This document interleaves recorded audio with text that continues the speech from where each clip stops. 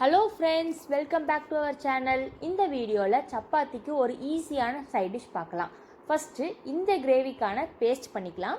ஒரு மிக்ஸி ஜாரில் 3 பச்சை மிளகாய், ஒரு துண்டு இஞ்சி, 3 பல் பூண்டு, ஒரு பெரிய வெங்காயம், 1 டீஸ்பூன் பொட்டுக்கடல, 1.5 டீஸ்பூன் முந்திரி, 1 டீஸ்பூன் சோம்பு, 1 கை கொத்தமல்லி இலை, 1/2 டீஸ்பூன் கசகசா, 1 கப் தேங்காய், இதெல்லாம் தண்ணி சேர்த்து நல்லா அரைச்சி எடுத்து வச்சுக்கோங்க.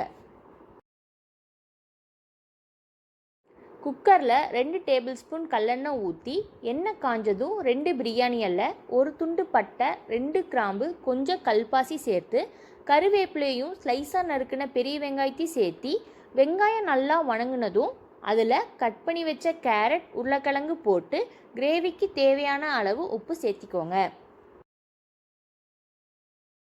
அடுத்து நம்ம அரைச்சி வச்ச பேஸ்ட்டை சேர்த்திக்கலாம்.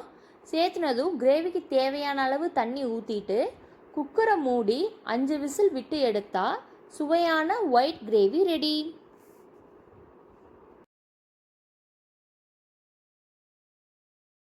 கண்டிப்பாக நீங்களும் இந்த கிரேவியை ட்ரை பண்ணி பாருங்கள். தேங்க்ஸ் ஃபார் வாட்சிங்.